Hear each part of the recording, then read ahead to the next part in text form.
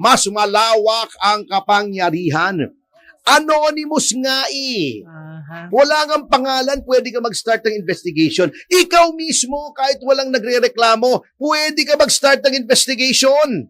Pag may nalaman kang anomalya, eto pa may nagsusumbong na. Oh, ngayon, bumanat naman tong si Ping Lacson. Si Ping, grabe ha. Paano kaya nila naaatim na ganyang kagarapal ang pagdepensa nila? Nako mga kababayan, isiniwalat ni Atty. Topacio ang baho na itong magkapatid na Remulla mga kababayan. Dito sa video na to, papanoorin natin yung kapalpakan ng magkapatid na to. Pero bago ho yan, huwag nyo munang kalimutan i-share, i-like at subscribe para updated po tayo sa makaganapan dito sa ating bansa. Eto mga kababayan, tumulak na po tayo dito sa video na to. Marcos resign! Marcos resign! Marcos resign! Alright, Marcos yes. resign! Imbestigahan mo ako. Sige, go! O dito mo makikita kung Bombahin mo na yan, Atty. papaanong walang mangyayari dito sa moro-moro ng pamahalang ito. Kita nyo ha? Sa halip na imbestigahan yung mga may anomalya, Yun! etong ulalong si John Vic Remulla, tayo pa tatakutin. Nako. Yun lang. Oo. Matagal na Paimbestigahan daw niya yung mga sumisigaw na Marcos resign. Bakit? Anong krimen? Yan ay kasama sa freedom of speech, yung Marcos resign. Diba? Bakit yun pantatakutin mo? Yung mga nagpaprotesta, imbestigahan mo yung mga nagnanakaw. O, diba? O, unang-una, yan mo pinakikitang walang kwenta, walang mangyayari dito. Pinaglololo ka lang tayo. Huwag na kayong umasa dyan sa ICI. Huwag na kayong umasa dyan sa BRC, sa Blue Ribbon Committee. Nililin lang tayo niyang mga Ginoong tungkol na Remulla. yan. Marcos resign! Marcos resign! Marcos resign! Marcos resign! Imbestigahan mo ako. Sige, go! Oh, Marcos resign! Marcos resign! Marcos resign! Marcos resign! Sige, oh, yan, naka-record yan. Oh, sige. Wala, Tony. Baka magdatingan yung mga kasamahan mo. Oh, sige. Oh. Well, anyway. Tinatako tayo. Okay, ito naman. Ito, dito ka magtataka. Yung kapatid naman niya, King Koy din. Oh, si Ombudsman. Kung sino yung nagturo sa mga gumawa ng anomalya, yung pa inuna. Ang tagal-tagal nang may mga nagtuturo kay King Martin Koy talaga. Romualdez. Kung sino-sino mga congressman, di ba? Opo. Oo. Di ba ang daming congressman, tinuro ni Diskaya, tinuro ng mga district engineer, tinuro ni Gutesa. That's Ang dami. Sinong kinasuhan? Si Saldico? Kailan lang lumabas? November 14 lang, may kaso na agad. Yung mga iba, wala pang kaso. Oh, King Koy. Oh. Diyan yung makikita, walang mangyayari dyan. Huwag na kayong umasa dyan.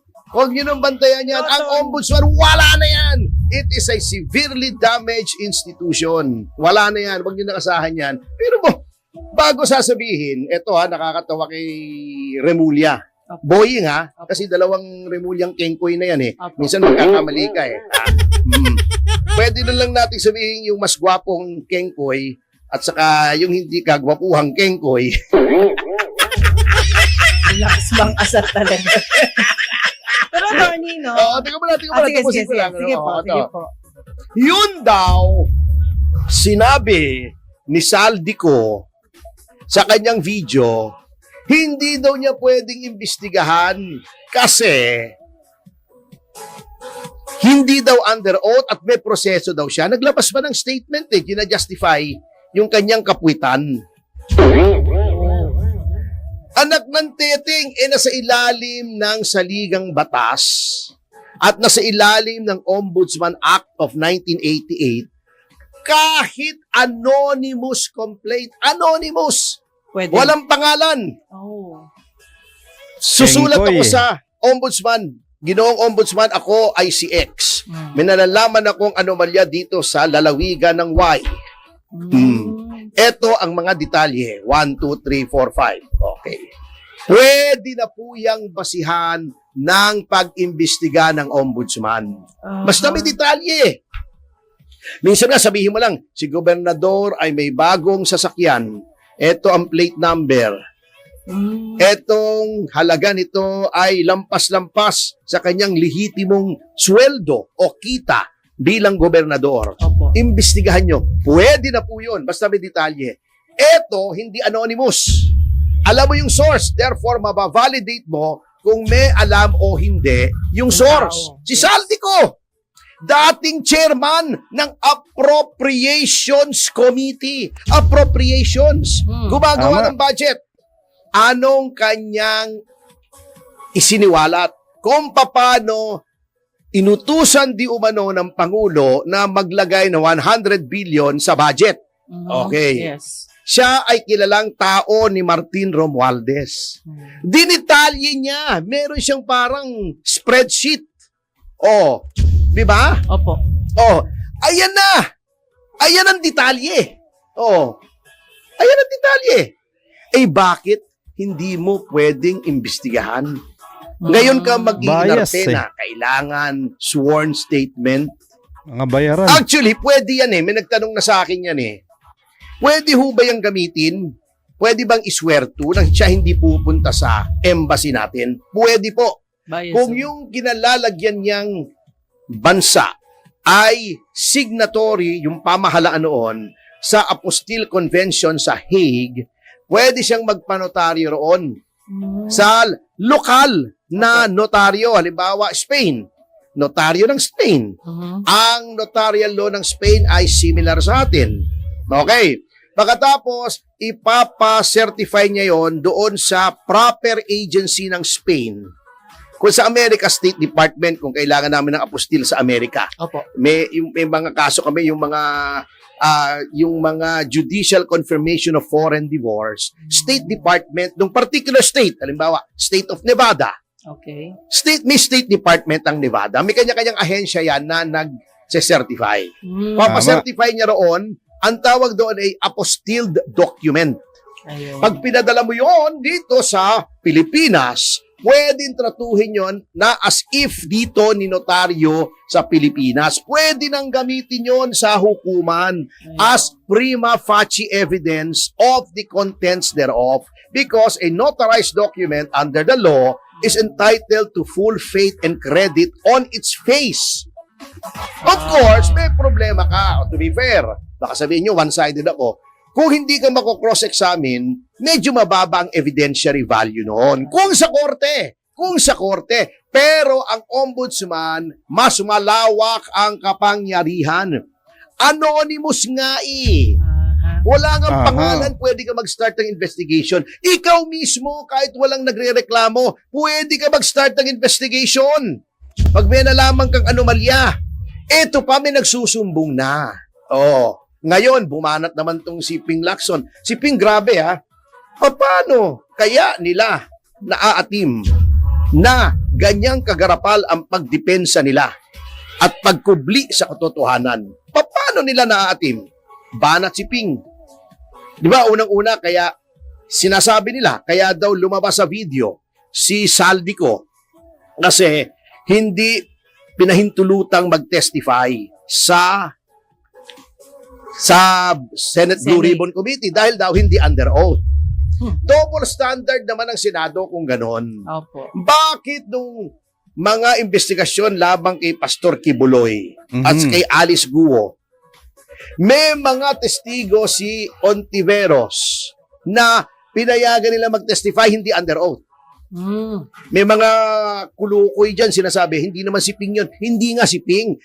May mga comprehension problems pala kayo eh. Mahina pala IQ nyo eh. Ang ibig kong sabihin, may president na sa Senado.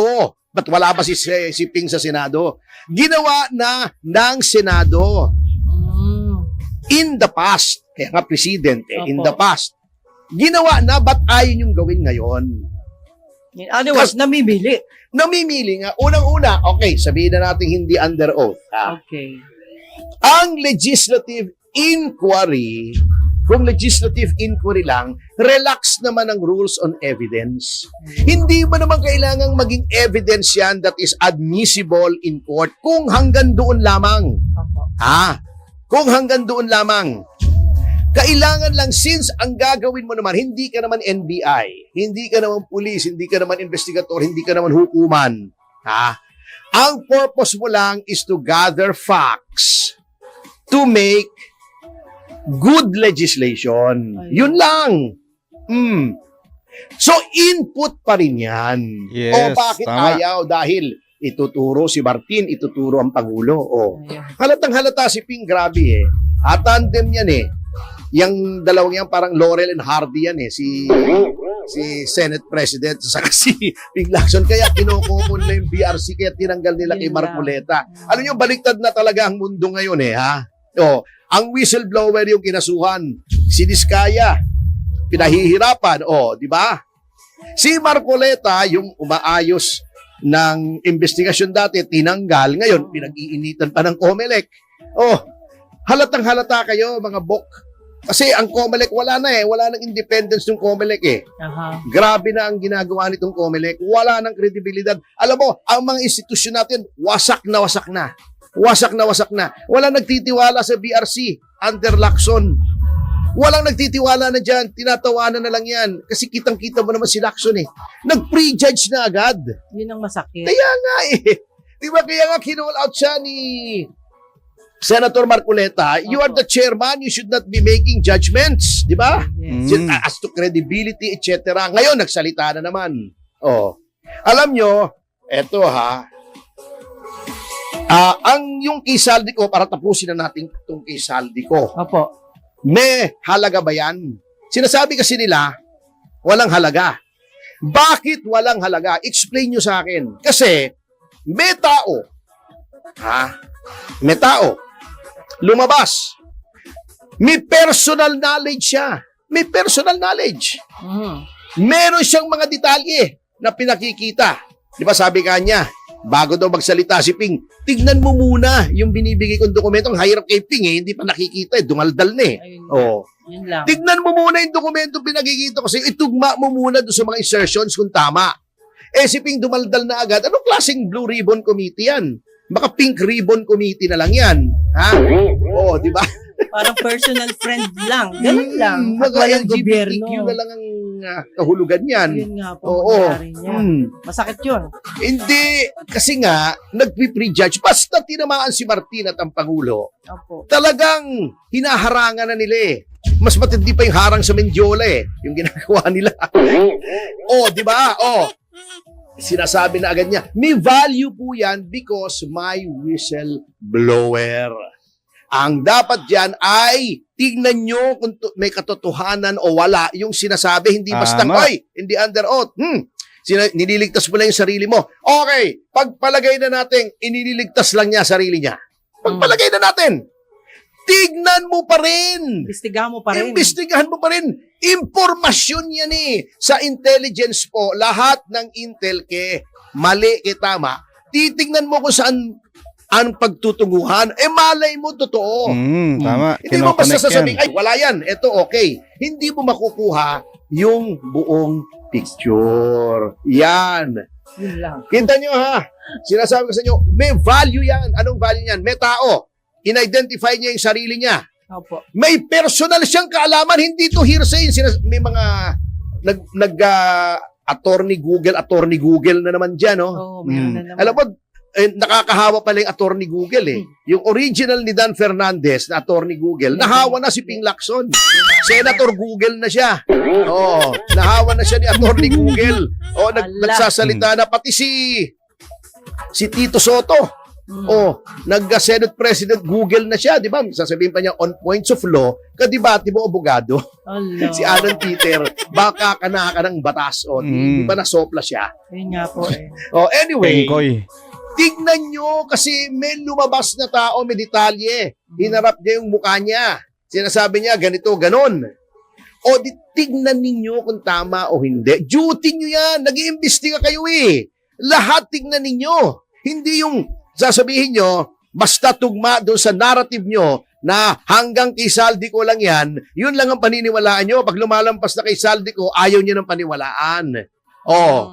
So, may tao, may personal knowledge. Sinabi niya yung personal knowledge niya. Meron siyang mga yung mga yung mga ebidensya Opo. to corroborate yung sinasabi niya.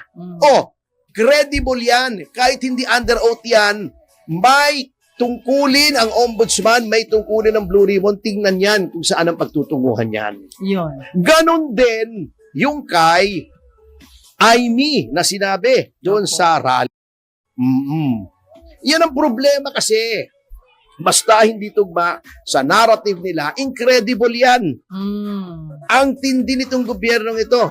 Mas gusto pa Solid. nila ng kasinungalingan kesa sa katotohanan. Garapals. Hindi po ganon. Paano maniniwala ang taong bayan sa inyo kung ganyan kayo? Ang nangyari kasi parang ganito ha. Sasabihin nila, paano masasangkot si Pangulong Marcos dyan? Siya nga ang nag-blow ng whistle. Hindi po yun unusual. Di ba nakikita natin sa mga ibang pangyayari, may gumawa ng krimen, pagkatapos siya pa yung tumawag ng pulis, nagturo siya ng iba, ipi-frame up niya. Oh.